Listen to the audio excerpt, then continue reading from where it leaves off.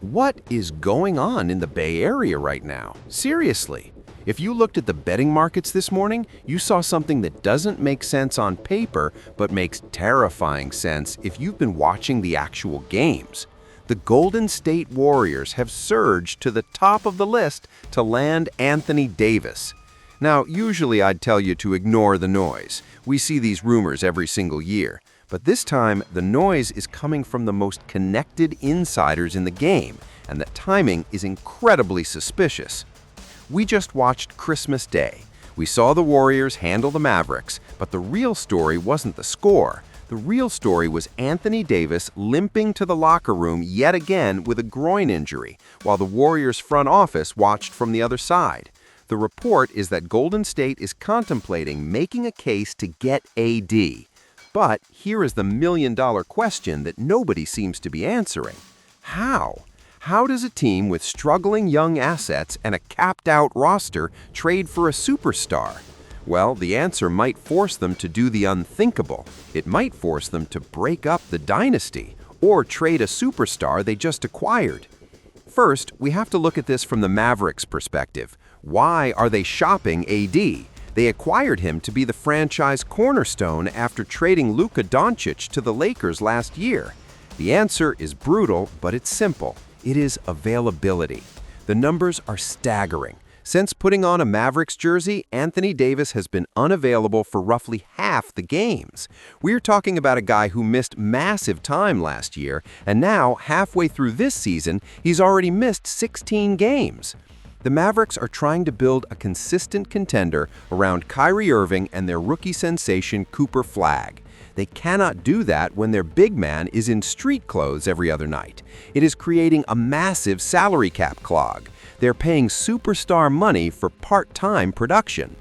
Reports are coming out that Dallas isn't looking for a star in return necessarily. They want reliability, they want draft capital, and they want a reset. They're looking at teams like Atlanta and seeing young guys like Zachary Reiseshaer. They want a youth movement to match Cooper Flagg's timeline. So Dallas is motivated to sell. But is Golden State the right buyer? Here is where the math gets messy for the Warriors. If you want AD, you have to give up value. And right now, the Warriors' value assets are in a free fall. Let's talk about Jonathan Kuminga. A year ago, he was untouchable. Today, he's a distressed asset.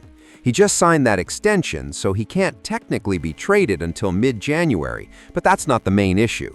The issue is that Steve Kerr has completely lost faith in him. We are seeing healthy scratches. We are seeing 24% shooting months. Executives around the league are reportedly looking at Kuminga and saying, "We don't see a star there anymore." If Dallas wants a young forward to pair with Cooper Flagg, why would they want Kuminga? He plays the exact same position as Flagg and PJ Washington.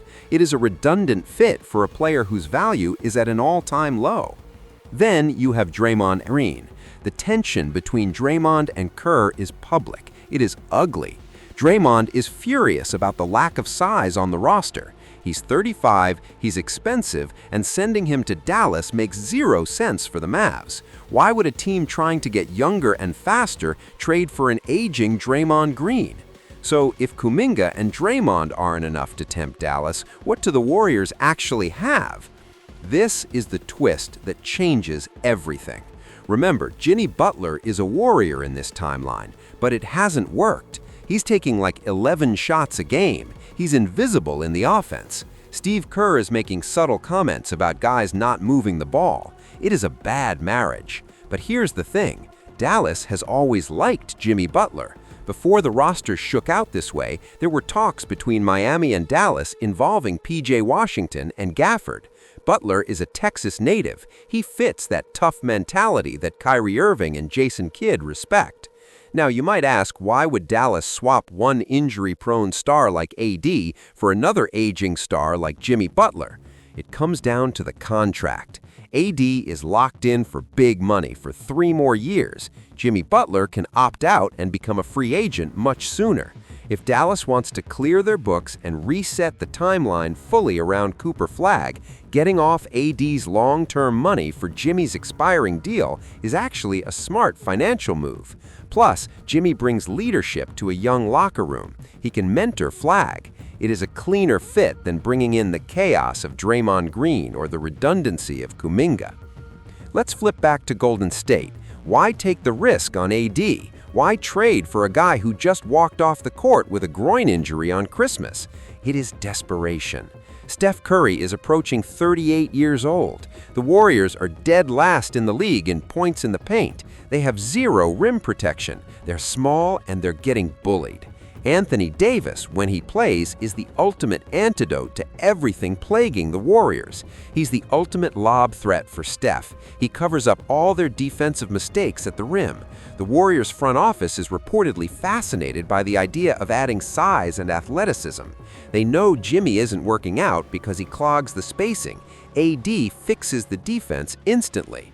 They're sitting on 4 first-round picks and 3 swaps. That's their real currency. They have the draft capital to overpay because they know this is the last ride for Steph. If it blows up in 2 years, who cares? Steph will be retired. They are all in right now.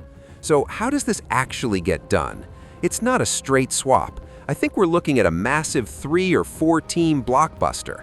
Golden State gets Anthony Davis, Dallas gets Jimmy Butler for the cap relief and culture plus draft picks. A third team, maybe Atlanta or someone similar, takes on Jonathan Kuminga and sends a young prospect or more picks to Dallas.